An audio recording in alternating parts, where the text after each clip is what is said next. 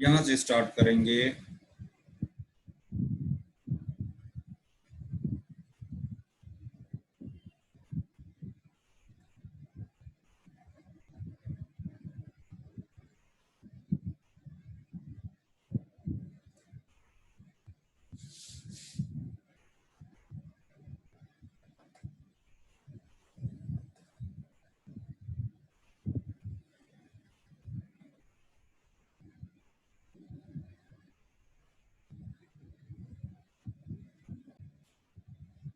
यहाँ इसकी निरुक्ति दे रखी है पहली बात तो, है ना। कस गतौ इति अस्मात् कसनात् कासः। एक और शॉर्ट में है कसनात् कासः, यानी कि जिस रोग में शिरस्थ स्रोतस में गतिशील होकर वायु बाहर निकलती है उसे कास कहते हैं।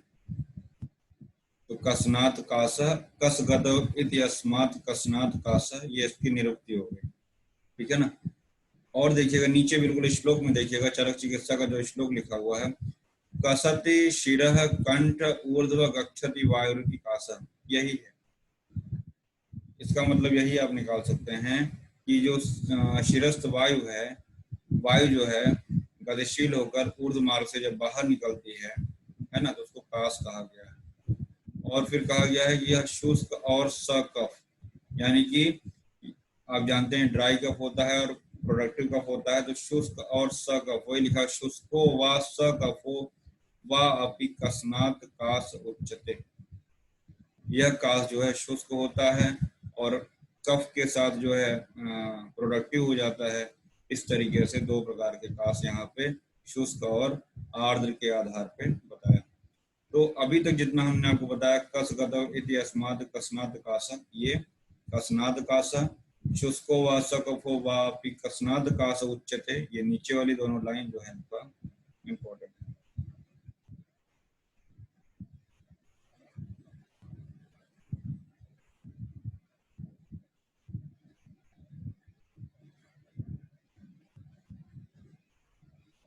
फिर इसके बाद आती है थोड़ा सा संप्राप्ति की बात करते हैं। ऊपर देख लेते हैं, हिक्का, काश एवं श्वास रोग एक ही कारण से उत्पन्न होते हैं। मतलब इन तीनों का कारण एक ही है, निदान। निदान जो है इन सभी का एक ही है, परंतु इनकी संप्राप्ति भिन्न है। हमने आपको अगर हिक्का और श्वास का संप्राप्ति बताया था, थोड़ा सा डिफरेंस था। कंठ में रहने वाली उदान वायु, यानी याद रखिएगा प्राण वायु के साथ साथ उदान वायु, यानी दो वायु इसमें इन्वॉल्व हो गई, उदान वायु और प्राण वायु। ठीक है ना। तो कंठ में रहने वाली उदान वायु, यानी उदान वायु का स्थान हो गया कंठ, इसकी विकृति रूप में कास उत्पन्न होता है। जब प्राण वायु भी उदान वायु के साथ, यानी UP, you for Udaan, P for प्राण, यूपी कंठ वेग से बाहर निकलेगा तो कु शब्द के साथ कास उत्पन्न करता है। हमने आपको कई बार बताया निदानार्थ का रोग होते हैं कि कुछ ऐसी व्याधियां होती हैं जिनकी वजह से अन्य व्याधियां उत्पन्न हो जाती हैं, जिनको हम लोग निदानार्थ का रोग कहते हैं। एक ट्रिक लिख लीजिए, प्रकाक्ष, प्रकाश होता है ना, तो प्रकाश ने प्रकाक्ष, तो प्रतिशय से कास होता है और कास से क्षय होता है। प्रकाक्ष, प्रतिशय, प्रतिशय से कास, कास से क्षय। हाँ, क्या हुआ? प्रकाक क्षत्रिय वाला छ, ये आपके सामने ये प्रतिशय, कास और क्षय लिखा हुआ है ना, तो प्रतिशय होगा, प्रतिशय से कास होगा और कास से क्षय होता है। ठीक है। इसके पहले भी हमने आपको निदानार्थ का रोग बताया था। ठीक है ना।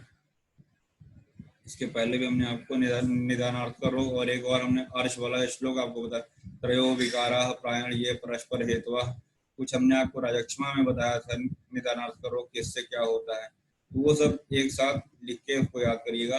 और ये पूरे के पूरा पैराग्राफ में जो भी चीजें लिखी हुई हैं, ये हमने ऊपर एक लाइन में लिख दिया, प्राण वायु प्लस उदान वायु पू शब्द के साथ ऊर्ध्व मार्ग से बाहर निकलता है। ठीक है ना। ये तो सामान्य बात हो गई। कसनात कासा, ये सब हो गया। कसत शिरा कंठ ऊर्ध्व, है ना, वायु जो है ऊर्ध्व मार्ग से बाहर निकल रही है।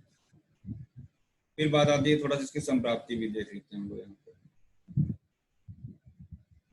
कास मुख्यतः वात प्रधान व्याधि है, परंतु इसमें कफ का अनुबंध होता है। ठीक है ना।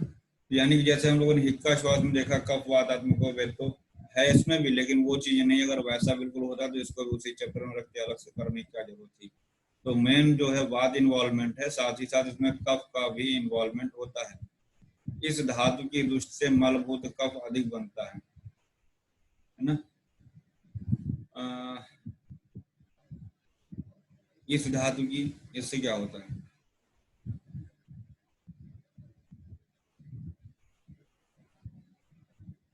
रस धातु होना चाहिए, इस धातु नहीं, रस धातु की दृष्टि से, उसको सही कर लीजिएगा। रस धातु का जो हमने आपको मल बताया था, याद आ रहा है?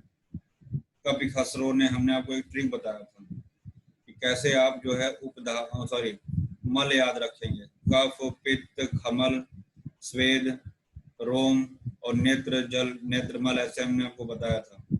तो कफ किसका मल होता है? मूलभूत कफ रस धातु का होता है। वहां पे इसकी जगह पर उसको रस पढ़िए, रस धातु की दृष्टि से मूलभूत मलभूत कफ अधिक बनेगा। और जब कफ ज्यादा बनेगा तो जो संघात्मक विकृति उत्पन्न करके आर्द्र काश को पैदा करता है, यानी कि अगर कफ बन रहा है यानी प्रोडक्टिव कफ की तरफ को इंडिकेट कर रहा है। और काश रोग में प्राण व स्रोतस में शोथात्मक विकृति हो सकती है। यह शोथ रस प्रदोषज विकार है, ठीक है ना। रस का मल कफ होता है, अभी हमने बताया।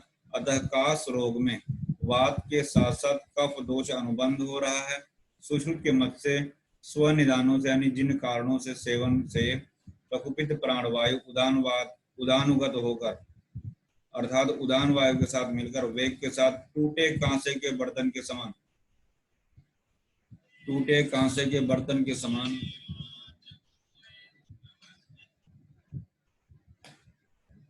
आवाज करता हुआ मुख से बाहर निकलता है, तब काश रोग उत्पन्न होता है, ठीक है ना। थोड़ा सा इसका नीचे श्लोक हम देख लेते हैं तो और क्लियर हो जाएगा।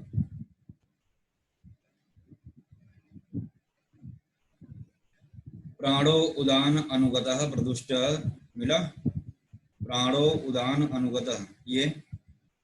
फिर इसके बाद क्या है? निरेति वक्त्राद सहसा सदोष कासः स। और इससे भी इंपॉर्टेंट क्या है? संभिन्न कांस स्वर तुल्य घोष, ये मेन इंपॉर्टेंट है। कांसे के फटे हुए फूटे हुए बर्तन के समान घोष होता है, आवाज होती है, ठीक है। थोड़ा सा और जूम कर देते हैं।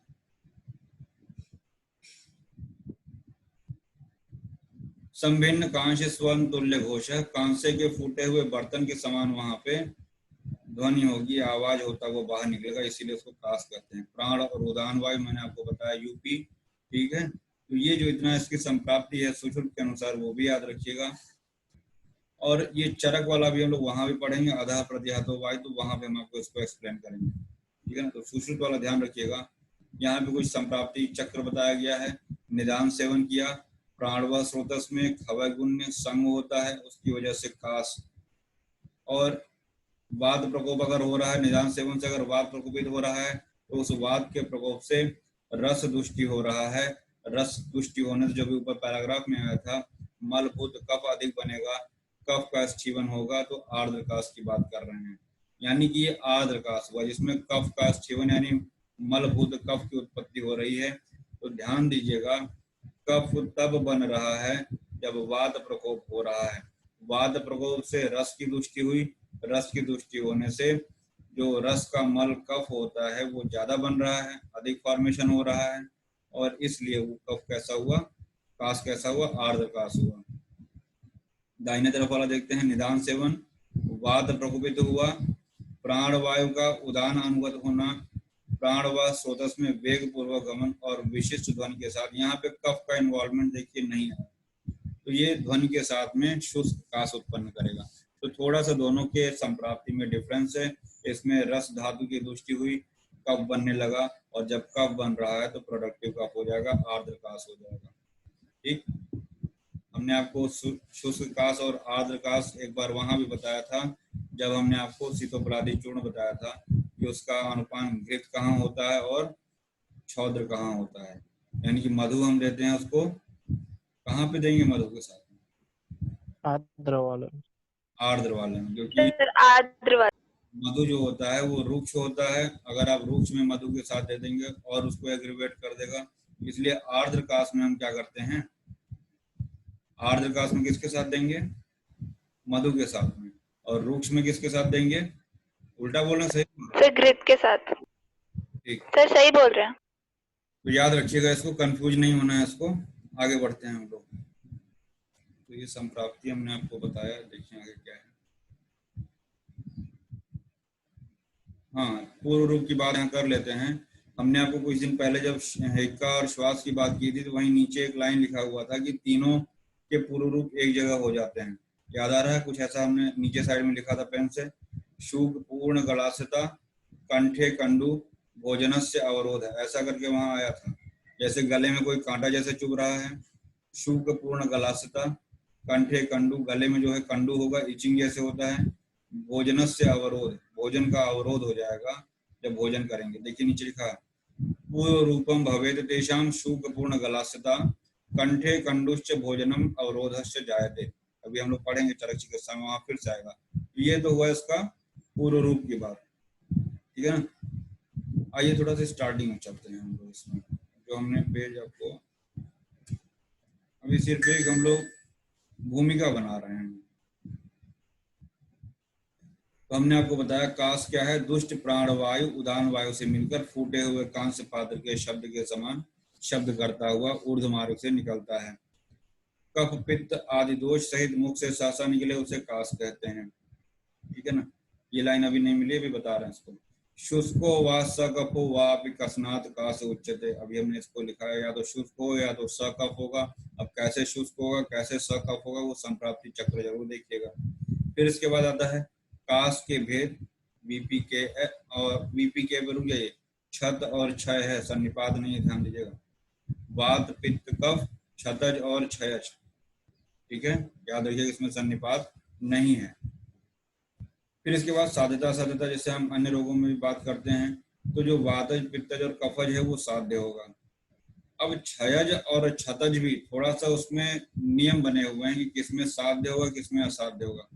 लिखा हुआ है क्षयज काश में बलवान रोगी में अगर हो रहा है, जैसे हम लोगों ने राजक्षमा पढ़ा था बलवान रोगी में, और कृष्ण में ऐसा हम लोगों ने पढ़ा था। वहां पे विभिन्न व्याधियों में पढ़ते हैं, चाहे प्रमेह में ही पढ़ेंगे, बलवान में अलग कृष्ण में अलग चिकित्सा होता है।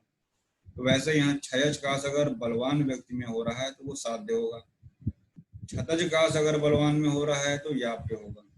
ये थोड़ा सा याद रखिएगा, है दोनों बलवान में ही, लेकिन अगर क्षयज है तो साध्य होगा और छतज है तो याप्य होगा। ये छतज वही काश है जिसमें एक पारावत पूजन बताया है हमने, ठीक है ना। अभी आएगा तो बताएंगे कैसे उसको याद करेंगे। ऐसा हमने आपको पारावत जो है वहाँ समसन्निपात ज्वर में भी एक बताया था, रिमाइंड करिए, भी पूछेंगे। और यही अगर क्षयज का क्षीण यानी दुर्बल व्यक्तियों में होगा तो देह नाश कर देगा, यानी मृत्यु हो जाएगी। और अगर छतज का क्षीण व्यक्तियों में हो रहा है तो असाध्य हो जाएगा। शब्दों का हेर फेर है, अदरवाइज दोनों असाध्य हैं, ठीक है। देह नाशन वहां पे बता दिया, यहाँ पे असाध्य बता दिया। ये तो साध्यता असाध्यता की बात हुई। बीपी के साध्य, क्षयज जो है या तो साध्य होगा या तो देह को नष्ट कर देगा, छतज जो है या तो याप्य होगा या तो असाध्य होगा, ठीक है ना। याप्य होगा या तो असाध्य होगा। कुछ योग देखिए, चंद्रामृत रस हुआ, सितोबलादि जो हम लोगों ने भी पीछे भी पढ़ा था, सारे के सारे लौंगादिवटी कंटकारी क्वात अगस्त हरि की वासाक वासा वासाक वासा आसव बोलेंगे, वासकासव कंटकारी घृत और वासा कंटकारी। ये तो कुछ योग अभी, बहुत सारे योग अभी हम लोग पढ़ेंगे।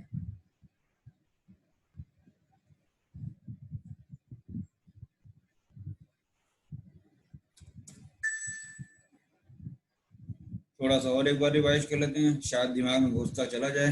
काश की निरुक्ति कसनाथ काश, भेद हो गया छतज क्षयज प्लस वीपी के, काश पूर्ण रूप, पूर्व रूप क्या होगा, शुभ पूर्ण गलासिता कंठे कंडु भोजन अवरोध, ये हमने बताया। संप्राप्ति प्राणवायु उदान वायु से मिलकर फूटे हुए कांसे के पात्र के समान शब्द करे और सहसा मुख से निकले तो वो हुआ आपका काश, ठीक है। शुष्को व सकफो भी, ये भी अभी बताया हमने, कसनाद उच्चते। फिर काश के लक्षण अलग अलग हम बात करते हैं। तो अभी हमने बताया ना पारावत इव पूजन, कपोत इव पूजन अगर आएगा तो अपतंत्रक का लक्षण है, कपोत इव पूजन, ये सिद्धि स्थान में आएगा। जब सिद्धि स्थान 9 8 9 पढ़ाएंगे हम, वहां पे आता है। अपतंत्रक अपतानक एक साथ वहां पे आया है सिद्धि स्थान में। फिलहाल वो कपोत इव पूजन है। यहाँ पे पारावत इव पूजन, तो याद रखिएगा पारो छत पे, पारो छत पे, यानी पारावत इव पूजन है तो वो छदज कास का है। और सपूर्व कास्ते शुष्क तद स्चीवेद सशोणितम, पहले शुष्क कास होगा और बाद में शोणित मिक्स हो जाएगा, यानी कि रक्त मिश्रित स्चीवन करेगा। और पारावत युग पूजन, यानी जैसे कबूतर नहीं होता आवाज करता है, उस तरीके से आवाज होगा। ये छतज कास का लक्षण है। क्षयज में क्या आया है? पूय, यानी पस का निकलना बताया है। पूय उपमम कफम, और दुर्गंध, दुर्गंध युक्त रक्त मिश्रित पूय मिश्रित कफ के साथ में अगर स्चीवन कर रहा है तो वो क्षयज कास का हुआ। स्वेदो भेदो अनियमितता, अभी ये सब हम लोग वहां पे देखेंगे। और पित्तज में क्या आया है? प्रततम कासमानश्च ज्योतिषी च पश्यति, खांसते समय आसमान में तारे देखेगा। पित्तज कास में खांसते समय आसमान में जैसे तारे दिख रहे हैं, इस तरीके से अनुभूति होता है उसको।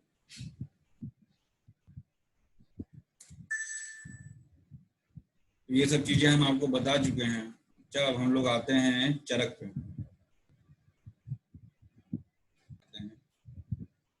काश चिकित्सा 18वां अध्याय। ओ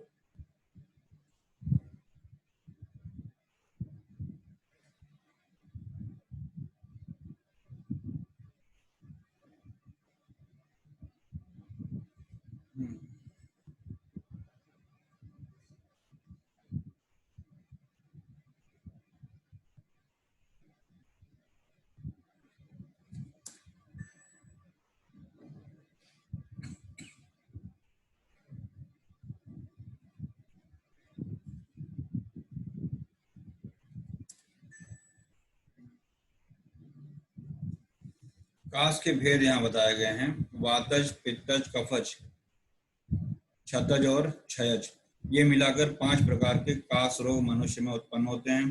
क्रमशः एक की उपेक्षा करने पर बढ़ते हुए ये, यानी अगर वात की उपेक्षा करेंगे पित्त, दिन कफ, फिर छतज और लास्ट तक क्षयज तक पहुंच जाएगा। ठीक है ना?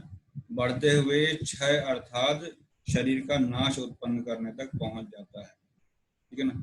हारीत के अनुसार क्या है? 8 प्रकार के काश होते हैं। वी, पी, के, छतज और क्षयज।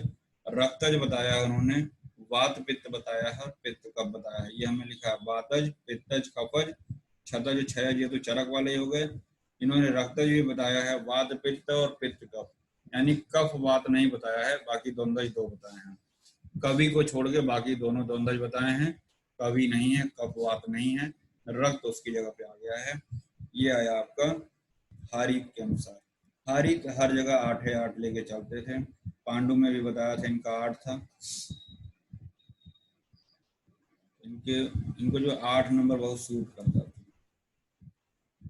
फिर आता है काश का पूर्व रूप, अभी हमने बताया 2-3 बार, फिर बता रहे हैं। पूर्व रूपम भवेत तेषाम शूकपूर्ण गलासता कंठे कंडुष्य भोजनस्य अवरोध, है ना? भोजन करते समय अवरोध होगा। या इसको यूं समझ सकते हैं कि भोजनस्य अवरोध, या तो भोजन करते समय कुछ अवरोध जैसा महसूस होगा, या उसको अरुचि भी ले सकते हैं। अवरोध मतलब भोजन को स्वेलिंग करते समय दिक्कत आए, या तो उसको हम अरुचि भी समझ सकते हैं। ठीक है? फिर काश रोग की संप्राप्ति और निरुक्ति की अगर बात करते हैं तो अधः प्रतिहतो वायु ऊर्ध्व स्रोतम समाश्रितः उदान भावमापन्नः कंठे रक्त लिखा है, सक्त लिखा है, सक्तस्थ उरसी, ये उरसी शब्द आया, उसको याद रखिएगा। अविश्य शीर्ष खानी सर्वाणी प्रतिपूर्यन, और इसमें जो है आपका अधः प्रतिहत वायु, अपान को काट के प्राण वायु कर लीजिए उसको। अपान वायु का यहाँ कोई रोल नहीं है। अपान को काट के प्राण करिए।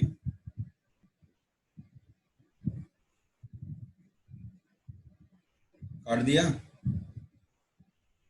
अधः प्रतिहत वायु, प्राण वायु ऊपर के स्रोतों में जाकर ऊर्ध्व गति वाली हो जाती है, और वहां से कंठ और उदर प्रदेश तथा शिरः प्रदेश के छिद्रों, स्रोतों व वाहिनियों में प्रविष्ट हो उन सब स्थलों को पूर्ण करती हुई शरीर को विशेषकर हनु, मन्या, नेत्र, ठीक है ना, इनमें आक्षेप करेगी।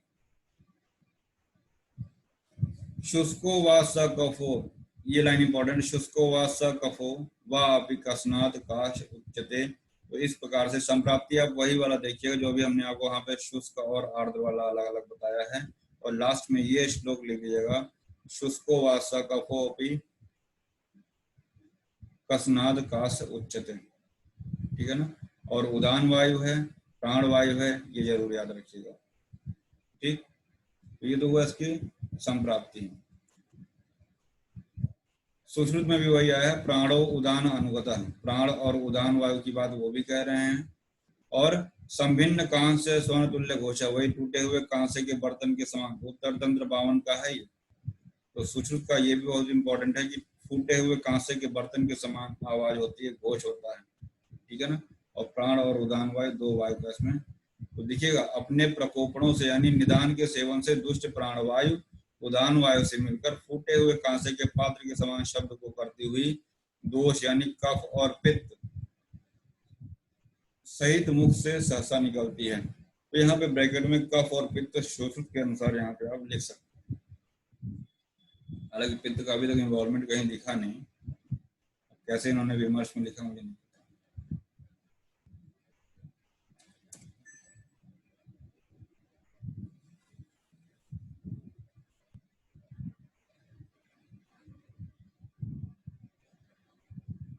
अष्टांग हृदय में भी वही प्राण वायु और उदान वायु को मुख्य कारण माना है, ठीक है ना। बाकी की सारी कहानी वही रहेगी।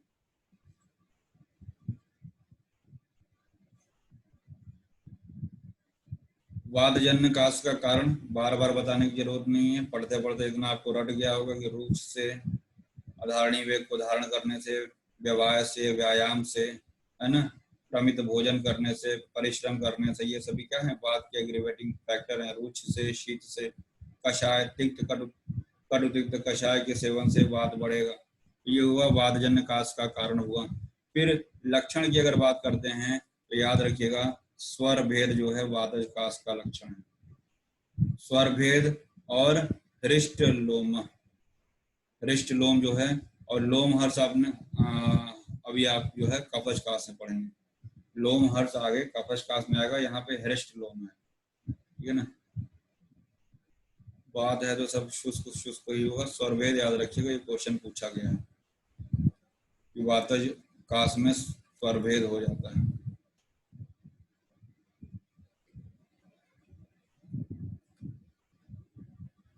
वातज काश स्वर भेद।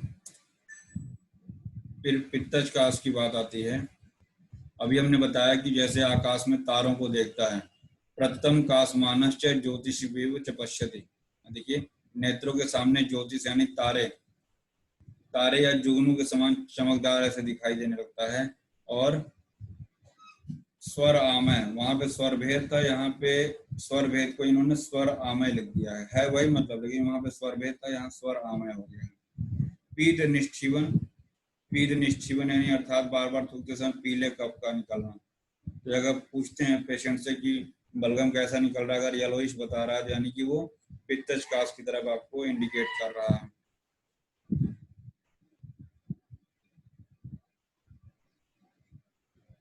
कफजन्य काश में हमने अभी कहा कि लोमहर्ष आएगा, तो देखिए वहां पे हृष्ट था, यहाँ लोमहर्ष आया। निष्ठीवति घनम कफम, घना कफ जो है निष्ठीवन करेगा, घना कफ निष्ठीवन करेगा। और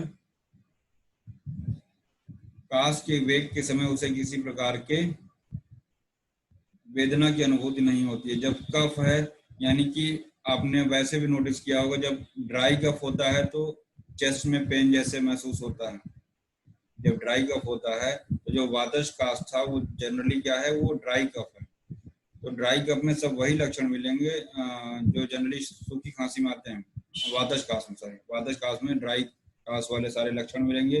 और कफज में क्या है, जब बलगम निकलने लगता है, बलगम बार बार मिसले बोल रहे हैं कि सामान्य भाषा में आप समझते हैं, यानी प्रोडक्टिव कफ में जब कफ निकल रहा है तो होम्योपैथिक सिद्धांत है, बलगम आता है होम्योपैथिक में, यूनानी में बोलते हैं शायद, यूनानी में।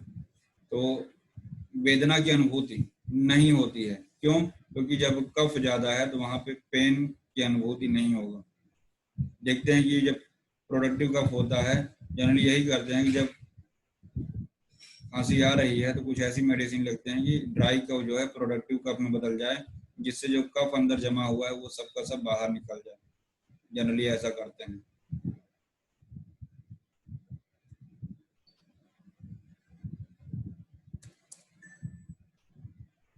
फिर बात आती है छदजकास की। छदजकास में क्या होगा? मैथुन, भार ढोना, अधिक रास्ता चलना, जो राजक्षमा वाले हम लोगों ने पढ़े थे कुछ निदान, वो भी याद रखिएगा। अगर आप इसका निदान पढ़ेंगे तो ज्यादातर वो राजक्षमा जो शोष वाले हम लोगों ने निदान पढ़े हैं, अधिक मैथुन, अधिक भार ढोना, अधिक रास्ता चलना, अधिक युद्ध करना, है ना, अपने से अधिक शक्तिशाली से लड़ना, घोड़े और हाथी के साथ लड़ जाना, ये सभी हम लोगों ने राजक्षमा में पढ़ रखा है।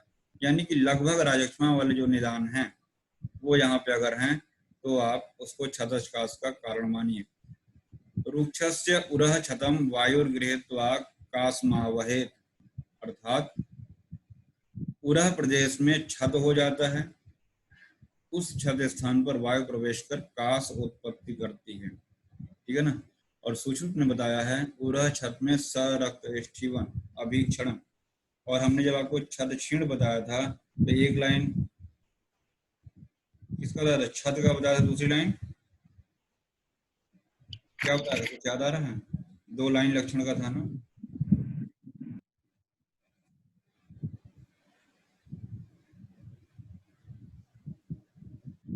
छत क्षीण में जाइए 11वें चैप्टर में, वहां भी रक्त स्टीवन था। वहां पे नहीं रिवाइज कर रहे, अच्छी बात है।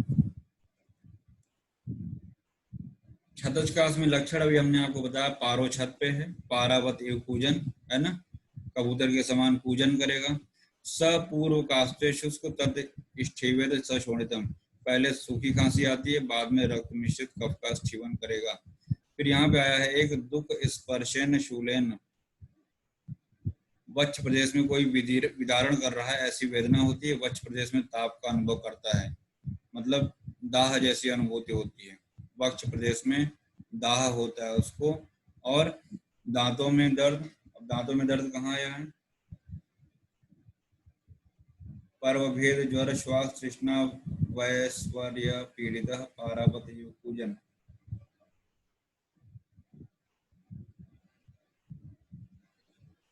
तीक्ष्ण अभिमानेन शूलिनां कंठेन रुजात्यर्थं विरुग्णेन च उर्सा दुख स्पर्शेन शूलेन भेद पीड़ा अविता पर्व भेद।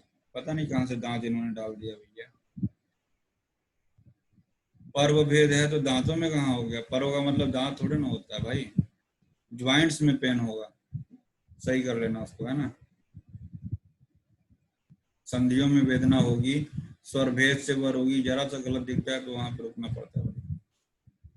फिर पारावती पूजन सबसे इंपॉर्टेंट है, पहला है जो सपूर्व कास्ते, पहले जो है शुष्क कास होगा, बाद में जो है रक्त के साथ कफ मिश्रित स्टीवन निकलेगा, और कबूतर के समान उसके गले से अव्यक्त शब्द निकलेगा। फिर इसके बाद लास्ट में आता है क्षयजकास, यहाँ लिखा है त्रयोमलाह। त्रयोमलाह मतलब वात पित्त और कफ तीनों का इन्वॉल्वमेंट है, इसीलिए हमने यहाँ पे इसको लिख लिया है त्रिदोषज।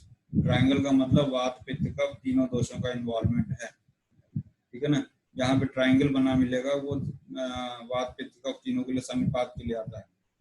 तो हालांकि सन्निपात कास नहीं बताया है, लेकिन क्षयज कास में इन्होंने बताया है कि तीनों दोषों से होता है। ठीक है। फिर बात करते हैं हम लोग क्षयज कास के लक्षण। आपने देखिएगा कि सारे कास एक तरफ, क्षयज कास के लक्षण ज्यादा हैं।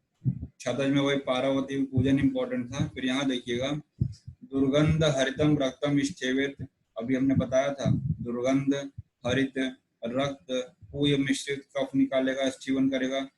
हृदयम मन्यते च्युतम, और हमने आपको कफज ग्रहणी में पीछे बताया था हृदयम मन्यते स्त्यानम उदरम, याद आ रहा है। और हमने बताया था कि ऐसे जो है क्षयज कास में हृदयम मन्यते च्युतम मतलब अपने स्थान से हटा हुआ, हट जाना ऐसा होता है। ठीक है ना। हृदयम मन्यते अकस्मात उष्ण शीतार्तो बहुआशी दुर्बल कृश, है ना, बहुत भोजन करने पे दुर्बल कृश। और श्रीमद दर्शन लोचन, श्रीमद दर्शन लोचन ये क्षयज कास में आया है। पाणिपाद तलय लक्षण है, सतता सूयको घृणी, ये भी बहुत इंपॉर्टेंट है। जो जो हम बोल रहे हैं ओरिजिनल कंटेंट याद रखिएगा। दुर्गंध हरित रक्त स्टीवेत, ये इंपॉर्टेंट हुआ आपका। श्रीमद दर्शन लोचन, ये इंपॉर्टेंट हुआ। बहुवासी, ये इंपॉर्टेंट हुआ। और सतता सूयको घृणी, ये भी इंपॉर्टेंट है। इसमें ज्वर आया है। और ज्वर मिश्राकृति तस्य, ज्वरो मिश्राकृति तस्य, तो हमने तो मिश्रा याद किया था कि मिश्रा आ रहा है भैया 6 काश में, और आ भी रहा है, हमको तो याद रहता था। और इसमें स्वर भेदो अनियमितता, ये भी क्वेश्चन पूछा जाएगा। वातज पित्तज में भी आपका स्वर भेद मिला था, यहाँ पे अनियमितज स्वर भेद है, अनियमितज स्वर भेद। तो सारे के सारे 6 काश बहुत इंपॉर्टेंट है। स्वर भेद वातज में मिला। बहुवाशी नीचे लिखा हुआ मैंने, पिशाच ग्रह में मिलता है, जो हमने आपको पता नहीं बताया, अभी नहीं बताया है। पिशाच ग्रह जो हम लोग सत्व रजतम पढ़ते हैं, तो वहाँ पे रजतम जो होता है उसमें जो हम ग्रह जो पढ़ते हैं, वहाँ पे हम आपको पिशाच के बारे में बताएंगे, जब तो बताएंगे। और जो अपत्य निमंत्रित प्रमेही होता है वो बहुवाशी होता है। मुखमंडिका बाल ग्रह में पढ़ेंगे, वो भी बहुवाशी होता है। तो बहुवाशी दुर्बल कृष यहाँ पे आया है, इसको याद रखिएगा।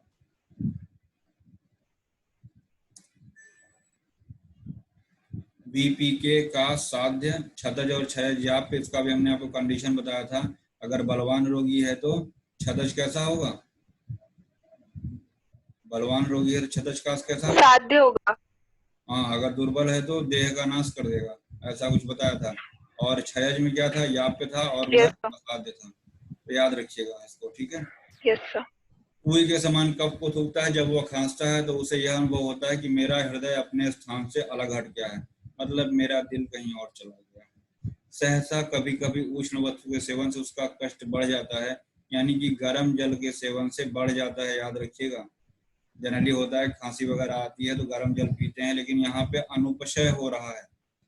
अनुपशय मतलब लाभ नहीं हो रहा है, बढ़ जा रहा है, एग्रीवेट कर जा रहा है। अगर पूछा जाए सहसा कभी कभी उष्ण वस्तु के सेवन से उसका कष्ट बढ़ जाता है, ऐसा कौन सा काश है जिसमें गर्म जल के सेवन से बढ़ जाता है या अनुपशय का कार्य करता है, तो वो है क्षयज काश। फिर कभी शीतल वस्तु के सेवन से सहसा उसका कष्ट बढ़ जाता है, मतलब कभी ठंडे से बढ़ जाएगा, कभी गर्म से बढ़ जाएगा, तो कोई भरोसा नहीं। भोजन अधिक मात्रा में बहुत खाता है तभी दुबला पतला बना रहता है। मुख वर्ण और त्वचा चिकनी, और इस लक्षण वही पाद जो है, हाथ पर, ये सब जो है उसके मुख वगैरह सब स्निग्ध रहेंगे। नेत्र देखने में कांति युक्त होता है, और हाथ पैर के तल में भी स्निग्धता होती है ना। वह रोगी सर्वदा दूसरों के गुणों में दोष देखता रहता है, ऐसा हमने पीछे भी किसी व्याध में बताया था कि दूसरों में दोष देखते रहता है। देखिएगा सर, राजक्षमा में बताया था आपने। राजक्षमा में। और यहाँ आया सतताम सूयको घृणी, दूसरों में दोष देखता रहता है और संसार की सभी वस्तुओं से घृणा करता है। ज्वर होता है, प्रायः ज्वर मिश्र आकृति अर्थात द्वंद्वज होता है। पार्श्व में पीड़ा यानी पसलियों में पीड़ा, पीनस, अरुचि, और कभी पतला और कभी गाढ़ा मल, कभी पतला और कभी गाढ़ा मल, और अकस्मात उस व्यक्ति को स्वर भेद हो जाता है। थोड़ा सा वहां जाना पड़ेगा आपको डिफरेंशियल डायग्नोसिस बताने के लिए।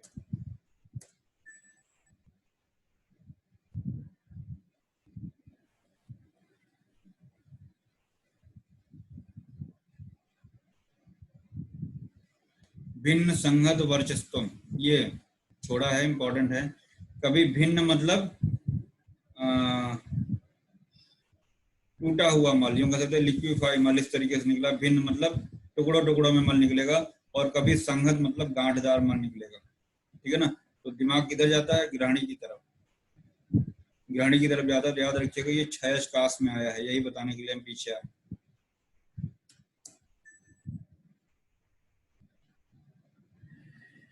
तो जरा काशम सर्वो याप्य प्रकृति, ये जो है बुढ़ापे में, ये जो लाइन लिखा हुआ है सेकंड हाफ, वृद्ध व्यक्तियों में होने वाला वृद्धावस्थाजन सभी प्रकार का काश याप्य होता है। मतलब कि बुढ़ापे में कोई भी काश हो जाए वो याप्य ही होगा, चाहे वो वातज हो, चाहे पित्तज हो, चाहे कफज हो, कोई भी हो। अगर वृद्धावस्था में हो रहा है तो जरा काश, मतलब बुढ़ापे में जो काश हो रहा है, सर्वो याप्य प्रकृतितः, सभी याप्य होते हैं।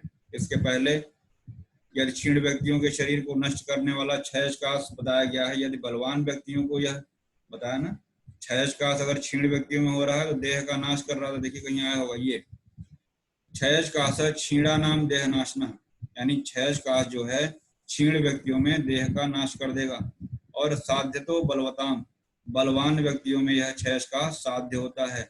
स्याद याप्यस्तेवेदम क्षतो, अगर यही बलवान व्यक्ति में क्षतज हो जाता है तो वो याप्य होता है। यानी क्षतज काश अगर बलवान में है तो याप्य है, और अगर बलवान को अगर क्षयज हो जा रहा है तो वो साध्य होता है। बाकी चीजें हम आपको बता चुके हैं बच्चा, उसको देख लेना। इसको वातज में हर जगह स्नेहन करेंगे। विरेचन की भी बात आई है, इसको देख लीजिएगा। वातज काश में आपका अनुवासन वस्तु भी दिया गया है, स्नेहन भी दिया गया है, और विरेचन की भी बात आई है। घृते सपित्तम सकफम जयेद स्नेह विरेचन, सिर्फ इतना रख के पूछ देगा। बहुत विरेचन विरेचन करते हो तो ध्यान भी नहीं आएगा कि वातज काश की चिकित्सा है। यानी कि पहले घृतम सपित्तम सकफम जयेद, मतलब क्या कह रहे हैं, पित्त या कफ के साथ वातज काश हो तो स्नेहों से युक्त योगों से विरेचन कराना चाहिए। ठीक है, तो याद रखिएगा। फिर आते हैं हम लोग योगों की बात करते हैं। चित्रकूट के रास्ते में मन्नू को 3 पिल्ले काटे। लिख लीजिए, चित्रकूट के रास्ते में मन्नू को 3 पिल्ले आगे काटे। आगे भी आएगा, आगे से भी कोई कंटेंट कोई योग है। चित्रकूट के रास्ते में मन्नू को 3 पिल्ले आगे काटे। अब याद रखिएगा कि अभी हम लोग वातज काश की बात कर रहे हैं, वातज काश के योग चलने जा रहे हैं, लेकिन हमने कंटकारी घृत के बगल में कफ और वात लिखा है। इसका मतलब जानते हैं क्या है? कंटकारी घृत यहाँ भी आया है, और अभी कफज काश की चिकित्सा जब अभी आगे पढ़ेंगे तो वहां भी आएगा। ठीक है ना? तो अभी हम सबको अलग अलग बताएंगे क्या है। अब कांटे से आपका कंटकारी घृत हो गया, तो कांटे से कंटकारी घृत। आगे बढ़िए।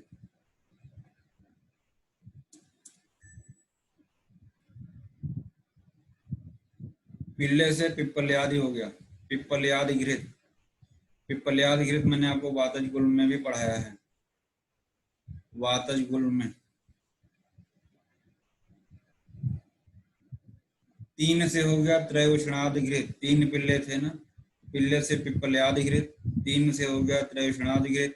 अब हमने त्रयोषणादि घृत आपको वातज ग्रहणी में भी पढ़ाया। कितना अच्छा लग रहा है ना, कैसे याद होगा? सब तो कंफ्यूजन हो जा रहा है। याद करो, यही तो है। अब इतना पका पकाया मिल रहा है, अब भी न पढ़ पाओ तो फिर बड़ी दिक्कत हो जाएगी। तो त्रयोषणादि घृत वातज ग्रहणी में भी है और वातज काश में भी है। पिप्पल्यादि घृत वातज गुल में भी है, वातज काश में भी है।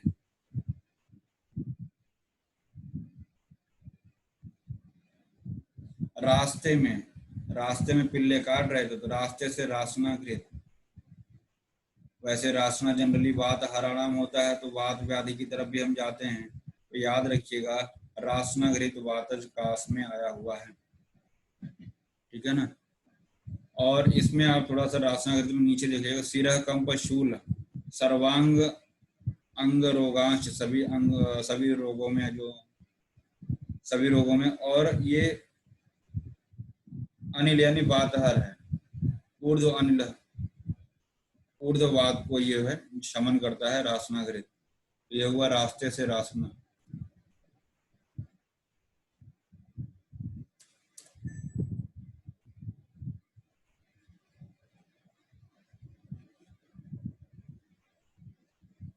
दुरालबाद लेह इति वाला नहीं है, दुहस्पर्शादि लेह ये भी इति वाला नहीं है, विडंगादि लेह ये भी इति वाला नहीं है।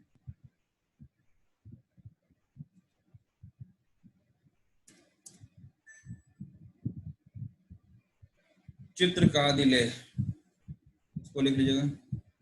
चित्रकूट था ना, क्या था ट्रिक, क्या था? सर चित्रकूट के रास्ते में मनु को 3 पिल्ले आगे काटे। चित्रकूट से चित्रकादि लेह, चित्रकूट से चित्रकादि लेह।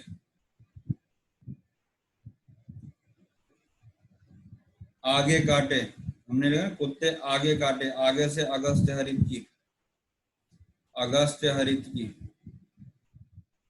इस अगस्त हरितकी को लिहयाद द्वे च अभये, 2 हरितकी के साथ इसको सेवन करना है। ऐसे हमने आपको शोध में भी बताया था कितनी हरितकी के साथ में लेना था, कुछ बताया था, पढ़ लीजिएगा उसको भी।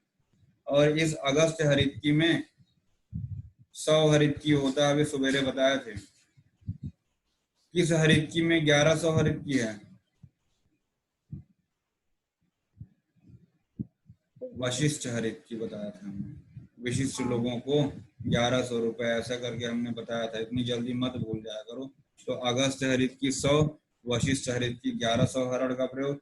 इसको 2 हरड़ के साथ आपको चाटने के लिए रोगी को देना है। और यह रसायन है पंच कासान क्षयम श्वासम हिक्का च विषम ज्वरम, 5 प्रकार के कास, श्वास, हिक्का, क्षय, विषम ज्वर को दूर करता है। साथ ही साथ ग्रहणी, हृदय रोग, अरुचि, पीनस, इन सभी के लिए ये श्रेष्ठ रसायन है। याद रखिएगा, श्रेष्ठम रसायनम इतम शुभम। ठीक, तो मोस्ट इंपॉर्टेंट योग है अगस्त्य हरितकी। तो 5 काश, श्वास, हिक्का, यही लिख के दे देगा। पंच कासान क्षयम श्वासम हिक्का च विषम ज्वरम, बताओ क्या? तो आपको बताना होगा अगस्त हरितकी है और ये किसमें है? काश चिकित्सा में है। आगे काटे, कुत्तों ने आगे काटा, तो याद रखिएगा। बहुत चिल्लाना पड़ता है भाई।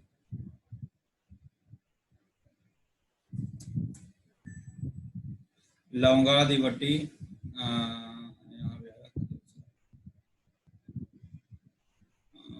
कैसे खदिर कुल लंगूर बबूल की डाल पर है, सब ये बॉस वाला फार्मूला है।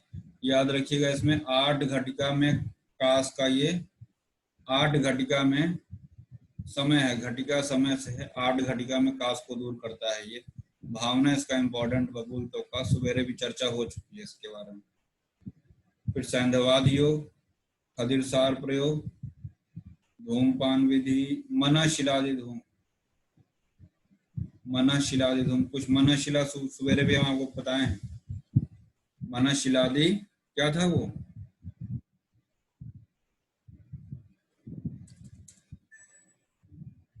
इसीलिए कहते रिवाइज कर लीजिए। धूम, मना शिलादि धूम, मन तेजी से में भी मना शिलादि धूम।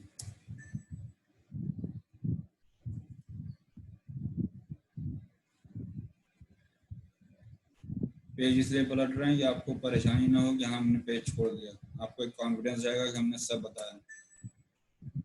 चित्रकूट के रास्ते में मन्नू को 3 पिल्ले आगे काटे, पिप्पल्यादिघृत, रासनाघृत, त्रिभुषण की चित्रकादिलेह, कंटकादिघृत, मना शिलादि धूम। फिर इसके बाद लौंगादिवटी हम जो सवेरे बताए थे वही याद रखिएगा। 8 घटिका यानी 8 घंटे में काश ठीक हो जाता है। चंद्रामृत रस सवेरे भी हमने बताया, अभी फिर बता रहे हैं। इसमें काली मिर्च और टंकण पड़ा होता है। काली मिर्च आधा पल और टंकण 1 पल होता है। इसकी भावना इंपॉर्टेंट है, अजा दूध की भावना है, और इसमें ढेर सारे अनुपान है चंद्रामृत रस के। और काश में बहुत अच्छी औषधि है ये, ठीक है ना। चंद्रामृत क्लिनिकली बहुत यूज करते हैं, तो कम से कम इसके योग, इसकी भावना, इसके अनुपान आप जरूर याद रखिए। फिर विजय भैरव रस, लक्ष्मी विलास रस सवेरे बात हुई थी। केशराज और कुलथ भावना अनुपान इसका शीतल जल था। वशिष्ठ हरित की हमने बताया, अष्टांग हृदय में 1100 हरित की इसमें पड़ा हुआ है। सब बार बार आ रहा, अगर फिर भी भूल जाओ तो भैया भगवान मालिक।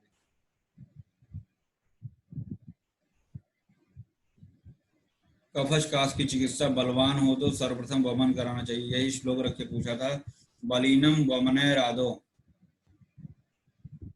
बलिने वमने राधो शोधितम कफ कासिनम, यानी कि बलवान हो तो, बलिनम यहाँ बल रोगी के बल से है।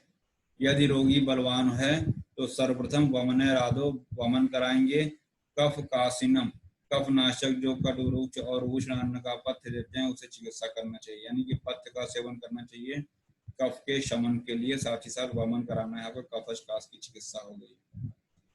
तो इस पेज में सिर्फ और सिर्फ एक कफश काश की बात आई।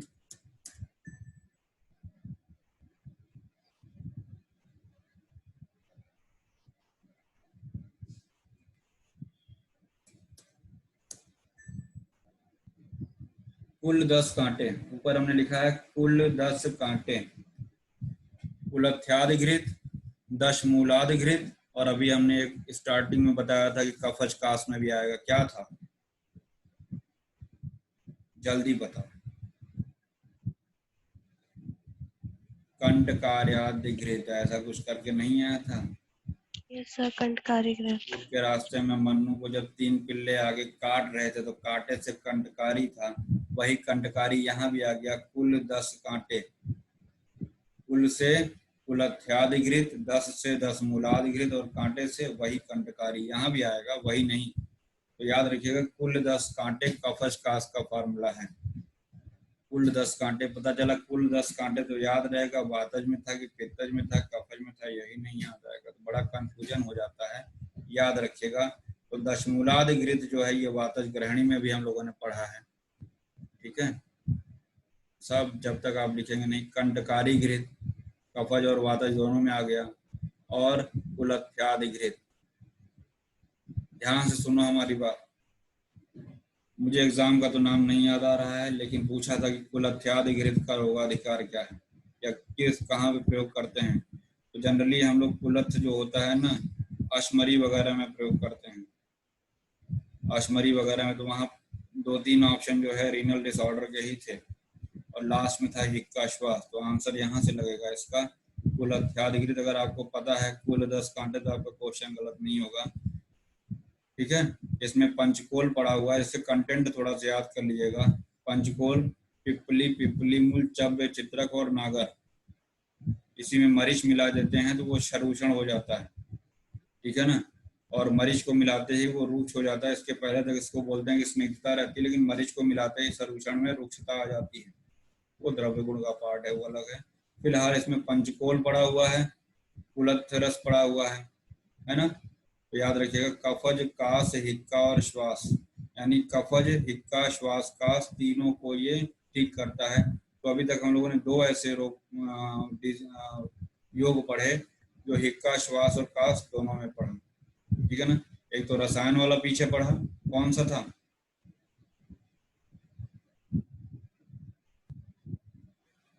अगस्त पढ़ा, अगस्त्य हरित की सर। अगस्त्य हरित की, और फिर इसके बाद कुलथ्यादिघृत। ये मोस्ट इंपॉर्टेंट बता रहे हैं, याद रखना। अगर नहीं याद रखे तो फिर भैया तुम्हारा भगवान मालिक है।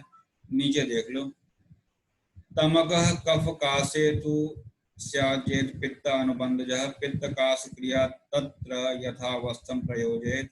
अब थोड़ा सा हम इसको आपको समझाने की कोशिश करते हैं। यदि कफज कास में पित्त का अनुबंध है, तमक श्वास हो जाए, तो अवस्था के अनुसार पित्तज कास की चिकित्सा करनी चाहिए। ध्यान से सुनो, कफज कास है और उसमें पित्त का अनुबंध हो जाए, कफज कास के साथ साथ पित्त भी है और प्लस तमक श्वास हो जाए, यानी पहले तो कास की बात कर रहे हैं, यानी पीके को कास हुआ, पीके मतलब पित्त और कफजन्य कास है प्लस तमक श्वास है, तो क्या करना चाहिए?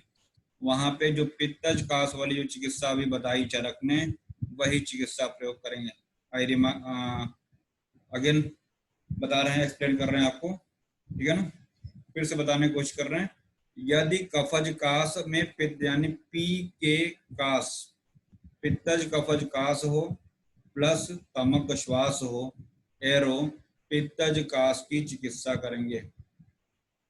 कपटी की पिटाई, हमने लिख लिया कपटी की पिटाई, क फॉर कफ, पी फॉर पित्त और टी फॉर तमक श्वास। कपटी, पिटाई से मतलब पित्तज कास की चिकित्सा। एक तो ये ट्रिक हुआ, बाकी समझने के लिए आप याद रखिएगा कि कफज और पित्त का अनुबंध है, वो काश की बात कर रहे हैं, और तमक श्वास भी हो जाए तो वहां पे आपको पित्तज कास की जो ऊपर चिकित्सा बताई गई वही चिकित्सा करनी होगी।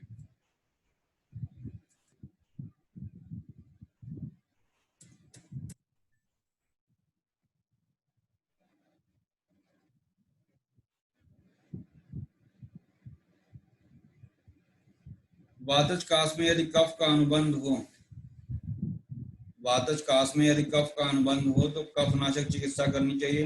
यदि वात कफजन्य कास में पित्त का अनुबंध हो तो पहले पित्तनाशक चिकित्सा करनी चाहिए। ऊपर हमने लिखा है जिसका अनुबंध हो पहले उसकी चिकित्सा करो। जिसका अनुबंध हो पहले उसकी चिकित्सा करो। ठीक है ना। ऐसे हमने एक बार अभी आपको और बताया था, एक्चुअली इतना पढ़ाते हैं ना, मुझे ध्यान नहीं किसको पढ़ाया है, अलग अलग बैच अलग अलग चीजें आपको नहीं बताया,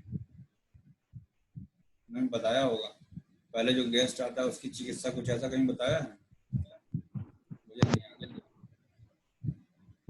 वात कफजन्य काश आर्द्र हो अर्थात कफ अधिक मात्रा में निकले तो रूक्ष अन्नपान का प्रयोग कराना चाहिए, विशेष सिद्धांत हो गया है ना। कफ को कम करने के लिए वात कफजन्य काश हो और कफ अधिक मात्रा में निकल रहा है तो वहां पे रूक्ष अन्नपान प्रयोग करेंगे, और यदि शुष्क काश हो अर्थात कफ नहीं निकल रहा है तो वहां पे स्निग्ध अन्नपान का प्रयोग करेंगे। इसीलिए सितोपलादी चूर्ण को घृत के साथ में देते हैं। यदि कफज काश में पित्त का अनुबंध हो तो तिक्त रस से मिले हुए अन्नपान का प्रयोग करना चाहिए। पॉइंट बना के लिखोगे तभी याद होगा, जब तक पॉइंट बना के नहीं लिखोगे नहीं याद होगा। छदज काश की चिकित्सा, आत्यायिक शब्द आया है स्टार्टिंग में, कासम आत्यायिकम। आत्यायिक का मतलब होता है इमरजेंसी ट्रीटमेंट, यानी छदज काश छत में तभी जाते हैं जब इमरजेंसी होती है, छत पे रोज रोज नहीं जाते हैं। जाते हैं क्या? बहुत इमरजेंसी होता है, कोई बहुत जरूरी काम होता है तभी लोग छत पे जाते हैं, खासकर एंटीना वगैरह ठीक करने के लिए। आत्यायिक कंडीशन याद करने के लिए बता रहे हैं कि आत्यायिक कौन सा था? छत वाला था। इसी छत पे पारो भी जा रही थी, तो सब इमरजेंसी ही तो है। पारो भी छत पे, इमरजेंसी भी छत पे, तो काश आत्यायिक जो है मत्वा छतजम त्वरया जयेद मधुरय जीवनेश्च बलम मांस विवर्धन। छतज काश को अत्यंत हानिकारक मानकर शीघ्र ही मधुर तथा जीवनी वर्ग और जो बल और मांस वर्धक द्रव्य हैं यानी कि ब्रिंहण चिकित्सा कर रहे हैं। ठीक है ना। यानी छतज काश में हमको ब्रिंहण चिकित्सा करनी चाहिए, जीवनी वर्ग के द्रव्यों का प्रयोग करना चाहिए, मधुर औषधियों का प्रयोग करना चाहिए, और इसकी चिकित्सा इमरजेंसी के समान करनी चाहिए।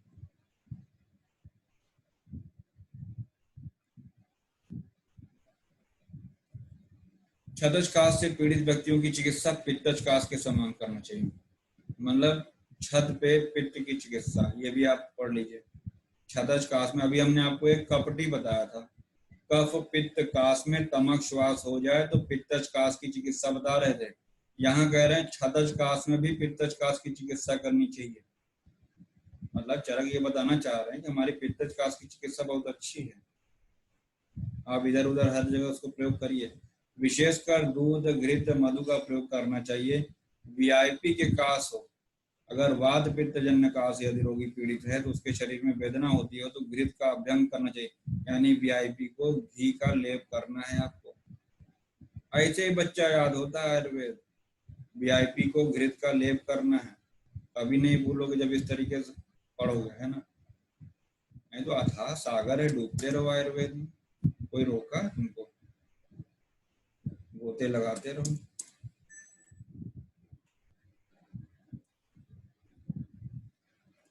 छतज काश में मांस प्रयोग, यदि छतज काश में रोगी प्यास से अधिक पीड़ित हो तो तृष्णार्ता नाम पयश्छागम शरमूलादि, शरमूल जो है तृण पंचमूल को चरक ने प्रयोग किया है।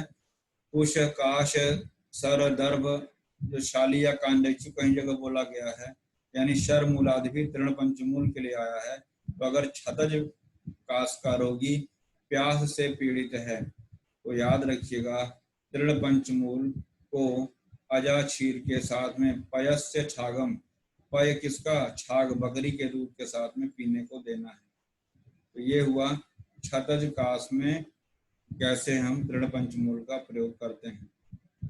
ठीक, छतज काश में अगर प्यास लगी हो तो तृण पंचमूल को बकरी के दूध के साथ में दिया जा रहा है। ये भी छत पे ही हो रहा है, बकरी का दूध तृण पंचमूल के साथ छत पे ही ले जाकर देना है इमरजेंसी में। ठीक है ना। सब एक जगह ऐसे बनाओ, जैसे सर जी के दिमाग में भरा पड़ा है वैसे आप भी बनाओ, तभी कर पाओगे कुछ। बकरी का दूध लेके गए छत पे, पारो भी गई छत पे, इमरजेंसी भी आई छत पे। अब छत क्या है? छतज काश। पुलिंग अंडरस, इसके बाद लोहे के गोले को गर्म दूध में बुझाकर दूध का पान करना चाहिए। क्षयस्कास की चिकित्सा।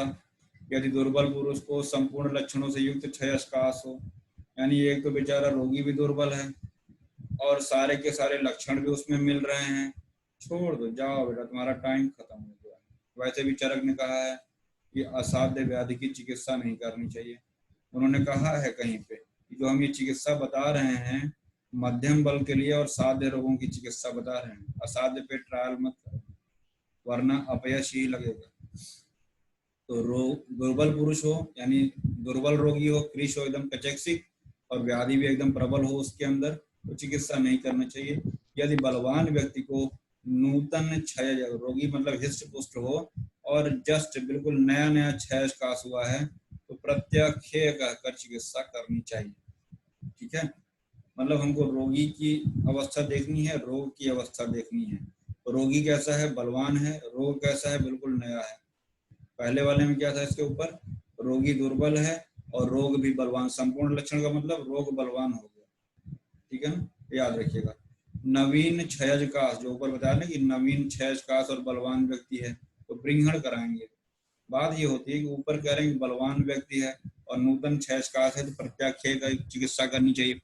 फिर नीचे कह रहे हैं कि नवीन क्षयस्कास में, वही आगे कंटिन्यू, सर्वप्रथम ब्रिंघण करेंगे। भाई वो पहले से बलवान है उसमें ब्रिंघण और करा रहे हैं, थोड़ा सा ये मुझे समझ में नहीं आया कि जब ऑलरेडी वो बलवान है तो आप ब्रिंघण काहे के लिए कर रहे हैं? कर रहे हैं तो कर रहे हैं, रट लीजिए।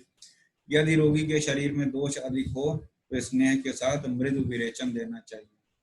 यानी कि यहाँ फिर विरेचन आया, बहुदोषाय स्नेह मृदु दद्यात् विरेचनम, ये भी जहाँ विरेचन वाला सारा लिखेंगे वहां इसको भी लिख लीजिएगा। ये क्षयस्कास के संदर्भ में आया है।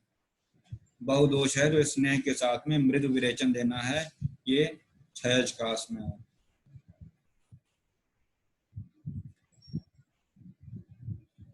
यदि क्षयस्कास से पीड़ित रोगी का मूत्र जो है विवर्ण हो जाए, उसका डिस्कलरेशन हो जाए तो विदारी कंद और कदम इत्यादि की बात की है, उसको देख लीजिएगा। हिक्का श्वास चिकित्सा समान ड्यू टू सेम हेतु स्थान मूल, यह लोग पढ़ चुके हैं, कुछ नहीं है ऐसा बताने के लिए।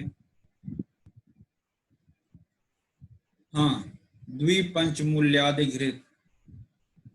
द्विपंचमूल्याधिकृत क्षयस्कास की चिकित्सा, यहाँ से क्षयस्कास बता रहा हूँ, हमने लिख लिया है। क्षयस्कास में द्विपंचमूल्यादि, ठीक है, तो द्विपंचमूल किसमें आया, क्षयस्कास में।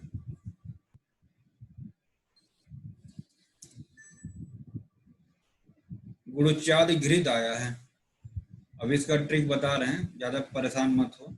गुड़ुच्यादि तैल वातज योनि व्यापद में है और वात रक्त में है।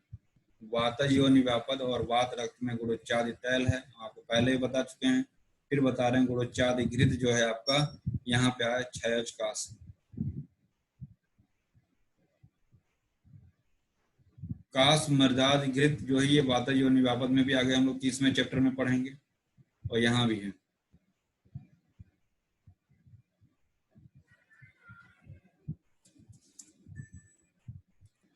वहां पे अगस्त हरित की था, यहाँ पे हरित की ले है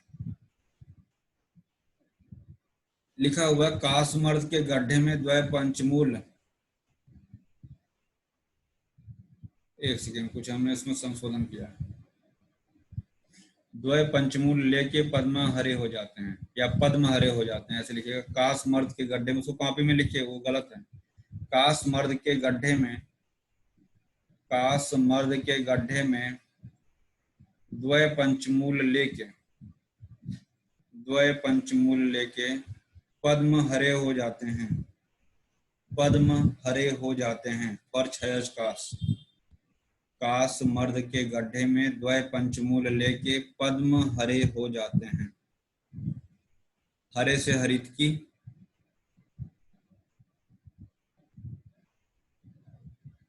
पद्म से पद्मकादि ले,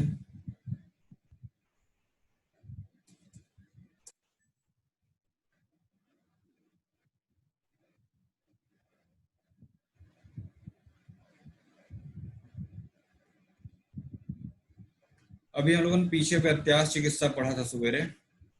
क्षयस्कास से पीड़ित रोगियों को दीपन, ब्रिंघण और स्रोत शोधन औषधियों का प्रयोग व्यत्यास अर्थात क्रिया परिवर्तन, व्यत्यास का मतलब होता है क्रिया परिवर्तन करके, याद रखिएगा, क्षयज काश में दीपन, बृंहण और व्यत्यास चिकित्सा बताइए, मोस्ट इंपॉर्टेंट। व्यत्यास चिकित्सा, साथ ही साथ दीपन और बृंहण चिकित्सा। तो व्यत्यास क्षयज काश में है, मोस्ट इंपॉर्टेंट।